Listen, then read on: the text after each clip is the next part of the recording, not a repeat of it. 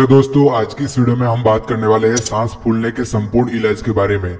सांस फूलना एक कॉमन प्रॉब्लम होती है जिसे मेडिकल टर्म में डिस्पनिया कहा जाता है। यह प्रॉब्लम किसी भी एज ग्रुप के जो लोग होते हैं उनमें देखने को मिल सकती है, लेकिन इसके होने की सर्वाधिक संभावना जो ओल्ड एज ग्रुप के लोग होते हैं उनमें देखने को मिलती है। यह प्रॉब्लम मुख्य रूप से जो हमारा रेस्पिरेटरी सिस्टम होता है उनमें किसी डिजीज कंडीशन के कारण हो सकती है, लेकिन यह मुख्य रूप से स्ट्रेस, एंजाइटी तथा एलर्जिक कंडीशन के कारण भी हो सकती है। सो आज की इस वीडियो में हम सांस फूलने के संपूर्ण इंट्रोडक्शन से लेकर उसके ट्रीटमेंट के बारे में डिटेल में डिस्कस करेंगे। आज की इस वीडियो में हम जानेंगे कि अगर किसी व्यक्ति में सांस फूलने की बीमारी है तो वह किन किन कारणों की वजह से डेवलप होती है। अगर किसी व्यक्ति में सांस फूल रहा है तो उसमें कौन कौन से लक्षण दिखाई देते हैं और मेनली इसके ट्रीटमेंट यानी कि इलाज के बारे में आज की इस वीडियो में डिस्कस करेंगे। आज की इस वीडियो में अगर किसी व्यक्ति के सांस फूल रहा है तो उस कंडीशन में वह डॉक्टर के पास जाता है और डॉक्टर द्वारा कौन कौन सी ऐसी मेडिसिन प्रिस्क्राइब की जाती है, उन मेडिसिन के पॉपुलर ब्रांड नेम के साथ साथ मेडिकल स्टोर पर ये मेडिसिन किस नाम से मिलती है, उसमें क्या कंटेंट पाया जाता है और मेनली इसके डोज, यूजेस और साइड इफेक्ट के बारे में आज की इस वीडियो में हम डिटेल में डिस्कस करने वाले हैं। सो वीडियो बहुत ही यूजफुल होने वाली है ऑल द मेडिकल स्टूडेंट जो गांव में प्रैक्टिस करते हैं या फिर जो नर्सिंग स्टूडेंट है, एएनएम, जीएनएम या फिर बीएससी नर्सिंग करते हैं, गांव में प्रैक्टिस करते हैं, आरएमपी डॉक्टर हैं, उन सभी के लिए। सो आगे बढ़ने से पहले वीडियो को लाइक कर देना। चैनल पर अगर पहली बार विजिट कर रहे हो तो चैनल को प्लीज सब्सक्राइब कर देना। चलिए वीडियो को शुरू करते हैं और सबसे पहले अपन डिस्कस करते हैं व्हाट इज अ डिस्पनिया, यानी कि डिस्पनिया क्या होता है, सांस फूलने की बीमारी क्या होती है। उसका जनरल इंट्रोडक्शन हम सबसे पहले हिंदी और इंग्लिश भाषा में आसान शब्दों में समझने वाले हैं। सो सांस फूलना एक अबनॉर्मल स्टेज होती है, यानी कि सांस फूलना एक असामान्य अवस्था होती है जिसमें व्यक्ति पूरी तरह से सांस नहीं ले पाता, जिसके कारण व्यक्ति के जो लंग्स होते हैं यानी कि जो फेफड़े होते हैं उनको प्रॉपर ऑक्सीजन सप्लाई नहीं होती है। सांस फूलना एक अबनॉर्मल स्टेज होती है जिसे मेडिकल टर्म में डिस्पनिया कहा जाता है। डिस्पनिया की कंडीशन में व्यक्ति को सांस लेने के लिए अधिक मेहनत की जरूरत पड़ती है। डिस्पनिया की कंडीशन वेरियस टाइप के कोजेस होते हैं, वेरियस टाइप के कारण होते हैं जिनकी वजह से डेवलप हो सकती है, लेकिन यह मुख्य रूप से लंग्स यानी कि जो फेफड़े होते हैं व्यक्ति के, उनसे संबंधित कोई डिजीज कंडीशन या फिर जो हार्ट होता है, हृदय होता है, उनसे संबंधित कोई डिजीज कंडीशन होती है, उनके कारण हो सकती है। आप इमेज में देख सकते हो, ये एक मेल का रेस्पिरेटरी सिस्टम। अगर किसी व्यक्ति में लंग्स से संबंधित कोई डिजीज कंडीशन हो जाती है, जैसे कि लंग्स में अस्थमा की कंडीशन होगी, एलर्जिक कंडीशन होगी, इसके अलावा लंग्स में सीवियर इन्फ्लामेशन हो गया, तो उस कंडीशन में व्यक्ति के अंदर जो डिस्पनिया की कंडीशन होती है वो देखने को मिल सकती है। इसके अलावा जो हार्ट होता है उससे रिलेटेड अगर कोई डिजीज कंडीशन होती है, जैसे कि coronary artery disease, heart failure, तो उसके कारण भी व्यक्ति के अंदर डिस्पनिया की कंडीशन देखने को मिल सकती है। इसके अलावा भी कुछ कोजेस होते हैं जिनकी वजह से यहाँ प्रॉब्लम अराइज हो सकती है, जैसे कि अस्थमा, एलर्जिक कंडीशन, एंजाइटी आदि कारणों की वजह से भी व्यक्ति की सांस फूल सकती है तथा उसे सांस लेने में दिक्कत का सामना करना पड़ सकता है। नेक्स्ट वीडियो में आगे बढ़ते हैं और आगे अपन डिस्कस करते हैं types of dyspnoea. So dyspnoea मुख्य रूप से दो प्रकार का होता है, एक ऑक्यूट डिस्पनिया होता है और दूसरा हमारा जो टाइप है वो क्रोनिक डिस्पनिया होता है। सो जो ऑक्यूट डिस्पनिया होता है वो एपिसोड में आता है। ऑक्यूट डिस्पनिया जल्दी आता है, लेकिन जो इसका टाइम पीरियड होता है यानी कि जो ड्यूरेशन होती है वो बहुत लंबी नहीं होती है। इसकी जो टाइम पीरियड होता है वो 10 मिनट से लेकर आधे घंटे यानी कि 30 मिनट तक हो सकता है, जिसमें व्यक्ति को सांस लेने में परेशानी का सामना करना पड़ सकता है। ऑक्यूट डिस्पनिया की कंडीशन मुख्य रूप से एलर्जिक कंडीशन के कारण, एंजाइटी के कारण, अगर कोई व्यक्ति बहुत ज्यादा स्ट्रेस लेता है तो उसके कारण, इसके अलावा जो अगर कोई व्यक्ति बहुत ज्यादा फिजिकल एक्टिविटी करता है, जिम में वर्कआउट करता है, तो उसके कारण भी थकान की वजह से उसमें ऑक्यूट डिस्पनिया हो सकता है। इसके अलावा कुछ डिजीज कंडीशन होती है जैसे कि कॉमन कोल्ड हो गया, फ्लू हो गया, तो उसके कारण भी व्यक्ति के अंदर डिस्पनिया की कंडीशन देखने को मिल सकती है। ऑक्यूट डिस्पनिया में सीवियर केसेस में व्यक्ति का हार्ट अटैक आ सकता है, या फिर जो व्यक्ति का एयरवे होता है, जो ट्रेकिया होता है, वो ऑब्स्ट्रक्शन यानी कि उसमें रुकावट आ सकती है। दूसरा जो हमारा डिस्पनिया का टाइप होता है वो होता है क्रोनिक डिस्पनिया। जैसा कि नाम से ही एक्सप्लेन हो रहा है, जो क्रोनिक डिस्पनिया होता है उसका जो टाइम पीरियड होता है, उसकी जो ड्यूरेशन होती है वो बहुत ज्यादा लंबे होती है, वहाँ 1 वीक से 2 मंथ तक हो सकता है। लंबे समय तक सांस लेने में होने वाली परेशानी को हम क्रोनिक डिस्पनिया कहते हैं, जिसकी ड्यूरेशन 1 वीक यानी कि 7 दिनों से लेकर 2 महीने तक हो सकती है। जो क्रोनिक डिस्पनिया होता है वो मुख्य रूप से जो हमारा लंग्स होता है उससे रिलेटेड कोई डिजीज कंडीशन होती है उनके कारण डेवलप हो सकता है, जैसे कि लंग्स में अस्थमा का हो जाना, सीओपीडी यानी कि chronic obstructive pulmonary disease condition, heart failure की कंडीशन में अगर किसी व्यक्ति की क्रोनिक किडनी डिजीज है तो उसके कारण भी व्यक्ति के अंदर क्रोनिक डिस्पनिया की कंडीशन डेवलप हो सकती है। इसके अलावा ब्रोंकाइटिस, जो व्यक्ति के लंग्स में दोनों ब्रोंकाई प्रेजेंट रहती है, अगर किसी कारण से उसमें सीवियर इन्फ्लामेशन हो गया तो उसकी कंडीशन में भी व्यक्ति के अंदर क्रोनिक डिस्पनिया की कंडीशन होती है वो देखने को मिल सकती है। क्रोनिक डिस्पनिया में सीवियर कंडीशन में व्यक्ति के जो लंग्स होते हैं उनको प्रॉपर ऑक्सीजन नहीं मिलती है, जिसके कारण व्यक्ति की डेथ भी हो सकती है। आगे हम डिस्पनिया के होने के क्या क्या कारण होते हैं उन कारणों को एक एक करके डिटेल में डिस्कस करेंगे। नेक्स्ट वीडियो में आगे बढ़ते हैं और आगे अपन डिस्कस करते हैं कोजेज ऑफ डिस्पनिया, यानी कि ऐसे कौन कौन से कारण होते हैं जिसमें व्यक्ति के अंदर सांस लेने में व्यक्ति को दिक्कत हो सकती है, व्यक्ति के सांस फूलने की बीमारी हो सकती है। सो उन कारणों को ही हम एक एक करके डिटेल में डिस्कस करने वाले हैं। सो सबसे पहले जो हमारा मोस्ट कॉमन कोज होता है जिसके कारण व्यक्ति के अंदर डिस्पनिया की कंडीशन अराइज हो सकती है वो होता है अस्थमा। अस्थमा एक severe chronic inflammatory disease condition होती है जिसमें जो व्यक्ति की ब्रोंकाई होती है, आप इमेज में देख सकते हो, ये व्यक्ति की ब्रोंकाई होती है, उसमें स्पाज्म हो जाने के कारण व्यक्ति का जो नॉर्मल ब्रीथिंग पैटर्न होता है वो डिस्टर्ब हो जाता है, तो उसके कारण भी व्यक्ति को सांस लेने में दिक्कत हो सकती है। इसके अलावा एलर्जिक कंडीशन, अगर किसी व्यक्ति में किसी प्रकार की एलर्जिक कंडीशन होती है जैसे कि ड्रग टॉक्सिसिटी, ड्रग रिएक्शन या फिर अगर मधुमक्खी के बाइट होने के कारण भी व्यक्ति के अंदर डिस्पनिया की कंडीशन अराइज हो सकती है। इसके अलावा ब्रोंकाइटिस, जो हमारी ब्रोंकाई होती है, आप इमेज में देख सकते हो, इनमें अगर किसी प्रकार के सीवियर इन्फ्लामेशन हो जाता है तो उस कंडीशन में भी व्यक्ति के अंदर डिस्पनिया की कंडीशन हो जाती है। जो ब्रोंकाई होती है उनमें सीवियर इन्फ्लामेशन किसी बैक्टीरियल इन्फेक्शन या फिर किसी प्रकार के वायरल इन्फेक्शन के कारण हो सकता है। कुछ बैक्टीरिया होता है जिनकी वजह से व्यक्ति के अंदर जो ब्रोंकाइटिस की कंडीशन होती है वो डेवलप हो सकती है, जैसे कि स्ट्रेप्टोकोकस ओरियस, स्टेफाइलोकोकस, ये कुछ बैक्टीरिया होते हैं जिनकी वजह से व्यक्ति की जो ब्रोंकाई होती है उनमें स्पाज्म हो जाता है, उनमें सीवियर इन्फ्लामेशन हो जाता है, तो उसके कारण भी व्यक्ति के अंदर सांस लेने में दिक्कत हो सकती है। इसके अलावा कोविड-19, जो कोविड-19 डिजीज कंडीशन होती है उसके कारण भी व्यक्ति के अंदर सांस लेने में दिक्कत हो सकती है। इसके अलावा न्यूमोनिया, जब किसी व्यक्ति में न्यूमोनिया की कंडीशन अराइज होती है, न्यूमोनिया डिजीज कंडीशन डेवलप होती है, तो उसके कारण भी व्यक्ति के अंदर सांस लेने में दिक्कत हो सकती है। इसके अलावा प्लूरल इन्फ्यूजन, जो प्लूरल कैविटी होती है जो लंग्स के चारों तरफ स्थित होती है, आप इमेज में देख सकते हो, अगर किसी व्यक्ति के प्लूरल कैविटी में किसी प्रकार का फ्लूइड कलेक्शन हो जाता है अब नॉर्मल स्टेज में, तो उस कंडीशन में भी व्यक्ति के अंदर सांस लेने में दिक्कत हो सकती है। इसके अलावा लंग्स कैंसर, अगर किसी व्यक्ति को लंग्स कैंसर है यानी कि फेफड़ों का कैंसर हो जाता है तो उसके कारण भी व्यक्ति के अंदर सांस लेने में दिक्कत हो सकती है। इसके अलावा टीबी, जो माइकोबैक्टीरियम ट्यूबरकुलोसिस नामक जो वायरस होता है उसके कारण व्यक्ति के अंदर टीबी डेवलप होती है, तो उसके कारण भी व्यक्ति के अंदर सांस लेने में दिक्कत हो सकती है। इसके अलावा भी कुछ हार्ट से रिलेटेड डिजीज कंडीशन होती है, उसके कारण भी व्यक्ति के अंदर डिस्पनिया की कंडीशन डेवलप हो सकती है, जैसे कि हार्ट फेलियर। अगर किसी व्यक्ति के हार्ट फेलियर हुआ है यानी कि जो हार्ट होता है, हृदय होता है, वो काम करना बंद कर देता है, तो उस कंडीशन में भी व्यक्ति के अंदर सांस लेने में दिक्कत हो सकती है।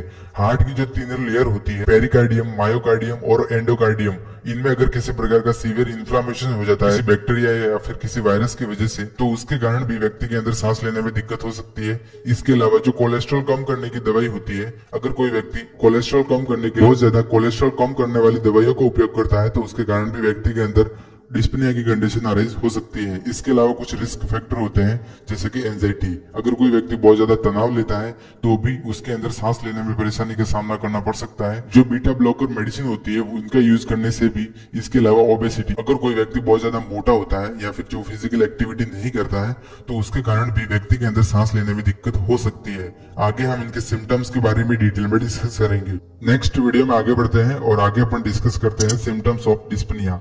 सो डिस्पनिया खुद में ही एक सिम्टम्स होता है, इसके अलावा भी कुछ ऐसे लक्षण होते हैं जो कि व्यक्ति के अंदर डिस्पनिया की कंडीशन में दिखाई दे सकते हैं, जैसे कि सांस फूलना, सीने में दर्द होना, सीने में जकड़न होना, सांस लेने के लिए अधिक मेहनत करना, तेज सांस लेना। इसके अलावा टैकीकार्डिया यानी कि व्यक्ति की जो हार्ट रेट होती है वो इंक्रीज हो जाती है, सांस लेते समय गड़गड़ाहट की आवाज सुनाई देना, पसीना आना, रेस्टलेसनेस, इरिटेशन और कंफ्यूजन जैसी जो समस्या होती है वो डिस्पनिया की कंडीशन में देखने को मिल सकती है।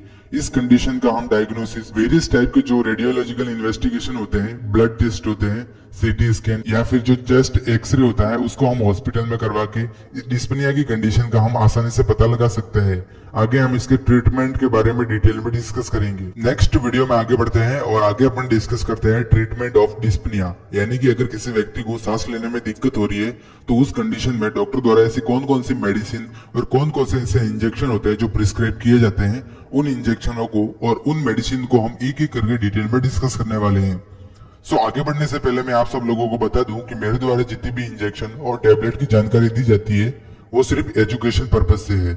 आप किसी भी इंजेक्शन या फिर टैबलेट का उपयोग खुद की मर्जी से नहीं करें, नहीं तो आगे चलकर आपको प्रॉब्लम अराइज हो सकती है। सबसे पहले जो हमारी मेडिसिन की कैटेगरी होती है जो कि डिस्पनिया की कंडीशन में डॉक्टर द्वारा प्रिस्क्राइब की जाती है वो होती है ब्रोंकोडायलेटर मेडिसिन। आप इमेज में देख सकते हो ब्रोंकोडायलेटर मेडिसिन। ब्रोंकोडायलेटर जो मेडिसिन होती है वो एयरवे जो होता है उसको डायलेट करने के लिए काम में ली जाती है। एयरवे डायलेट होने के बाद व्यक्ति का जो नॉर्मल ब्रीथिंग पैटर्न होता है उसको नॉर्मल बनाए रखने के लिए डॉक्टर द्वारा ब्रोंकोडायलेटर मेडिसिन का यूज किया जाता है। उसमें एग्जाम्पल में देखें तो सबसे पहले जो हमारी मेडिसिन है जो एक ब्रोंकोडायलेटर होती है उसका नाम होता है एमिनोफाई इंजेक्शन। आप इमेज में देख सकते हो एमिनोफाई इसका मोस्ट पॉपुलर ब्रांड नेम होता है जो कि मेडिकल स्टोर पर और हॉस्पिटल में आपको आसानी से मिल जाएगा। बात करें इसके कंटेंट के बारे में तो इसमें एमिनोफाइलिन नामक जो ड्रग होती है वो प्रेजेंट रहती है। इस इंजेक्शन के उपयोग के बारे में डिस्कस करें तो इसका उपयोग मेनली ट्रीट अस्थमा के कारण अगर किसी व्यक्ति के अंदर सांस लेने में दिक्कत हो रही है या फिर ब्रोंकाइटिस की वजह से, एम्फाइसेमा की वजह से अगर किसी व्यक्ति में सांस लेने में दिक्कत का सामना करना पड़ रहा है तो उस कंडीशन में डॉक्टर द्वारा जो ब्रोंकोडायलेटर मेडिसिन होती है वो प्रिस्क्राइब की जाती है। बात करें इस इंजेक्शन के डोज के बारे में तो अडल्ट में 5.7 mg पर केजी के हिसाब से इस इंजेक्शन को आईवी रूट द्वारा लगाया जाता है। इस इंजेक्शन को लगाने का समय 30 मिनट होता है। नेक्स्ट वीडियो में आगे बढ़ते हैं और अगली जो हमारी ब्रोंकोडायलेटर मेडिसिन होती है जो कि एयरवे को डायलेट करती है और व्यक्ति के अंदर नॉर्मल जो ब्रीथिंग पैटर्न होता है वो स्थापित करती है, उसका नाम होता है द वेल 300 टैबलेट। आप इमेज देख सकते हो द वेल इसका मोस्ट पॉपुलर ब्रांड नेम होता है जो कि मेडिकल स्टोर पर और हॉस्पिटल में आपको आसानी से मिल जाएगी, जो कि डिस्पनिया की कंडीशन में डॉक्टर द्वारा प्रिस्क्राइब की जाती है। बात करें इसके कंटेंट के बारे में यानी कि कॉम्पोजिशन के बारे में तो इसमें मेनली टियोफाइलिन नामक जो ड्रग होती है वो प्रेजेंट रहती है। इसका भी उपयोग मेनली ट्रीट अस्थमा, ब्रोंकाइटिस और एम्फाइसेमा की कंडीशन को दूर करने के लिए डॉक्टर द्वारा इस टैबलेट को प्रिस्क्राइब किया जाता है। अगर किसी व्यक्ति में अस्थमा के कारण, ब्रोंकाइटिस के कारण या फिर एम्फाइसेमा के कारण अगर किसी व्यक्ति में सांस लेने में परेशानी का सामना करना पड़ रहा है उस कंडीशन में डॉक्टर द्वारा जो द वेल टैबलेट होती है वो प्रिस्क्राइब कर सकते हैं। ये सभी के सभी मेडिसिन ब्रोंकोडायलेटर होती है यानी कि जो हमारे एयरवे होता है उसको डायलेट करने के लिए यूज में ली जाती है। बात करें इस टैबलेट के डोज के बारे में तो अडल्ट में ये 300 mg की टैबलेट होती है जिसको ओडी में प्रिस्क्राइब किया जाता है यानी कि दिन में एक बार लेनी होती है। और बच्चों में यानी कि जो बच्चे होते हैं जिनकी उम्र 1 से 15 साल तक के होते हैं उनको पर बॉडी वेट के हिसाब से देनी होती है। लेकिन ये नॉर्मली देखें तो 45 mg की जो टैबलेट होती है उसको according to doctor order OD में दे सकते हैं। अदर जो हमारी ब्रोंकोडायलेटर मेडिसिन होती है इनके स्थान पर कुछ मेडिसिन और होती है जो कि ब्रोंकोडायलेटर होती है जैसे कि एल्बुटेरॉल, साल्मेटेरॉल और टर्बुटालाइन नामक जो मेडिसिन होती है जो सभी की सभी ब्रोंकोडायलेटर मेडिसिन होती है, इनका भी यूज कर सकते हैं। नेक्स्ट वीडियो में आगे बढ़ते हैं और अगली जो हमारी मेडिसिन की कैटेगरी होती है जो कि डिस्पनिया की कंडीशन में डॉक्टर द्वारा जो सांस लेने में अगर किसी व्यक्ति को दिक्कत हो रही है तो उसमें प्रिस्क्राइब की जाती है वो मेडिसिन होती है बीटा 2 एड्रीनो रिसेप्टर अगोनिस्ट। ये मेडिसिन जो हमारी ब्रोंकियल मसल्स होती है उनको रिलैक्स करने का काम करती है जिसके कारण व्यक्ति जो होता है वो नॉर्मली सांस ले सकता है। उसके एग्जाम्पल के बारे में डिटेल में डिस्कस करें तो सबसे पहले अपन डिस्कस करते हैं सेफ्लॉन नेबुलाइजर सॉल्यूशन। आप इमेज में देख सकते हो यहाँ सेफ्लॉन के नाम से आपको मेडिकल स्टोर पर और हॉस्पिटल में आपको आसानी से मिल जाएगा। सेफ्लॉन इसका मोस्ट पॉपुलर ब्रांड नेम होता है। बात करें इसके कंटेंट के बारे में तो इसमें साल्बुटामोल नामक जो ड्रग होती है वो प्रेजेंट रहती है। इसका भी यूज मेनली सीओपीडी यानी कि chronic obstructive pulmonary disease condition को ट्रीट करने के लिए। इसके अलावा अगर किसी व्यक्ति को खांसी आती है उसके कारण अगर किसी व्यक्ति को सांस लेने में दिक्कत होती है या फिर अगर डिस्पनिया की कंडीशन होती है, शॉर्टनेस ऑफ ब्रीथिंग होती है तो उस कंडीशन में डॉक्टर द्वारा इस नेबुलाइजर सॉल्यूशन का उपयोग किया जाता है।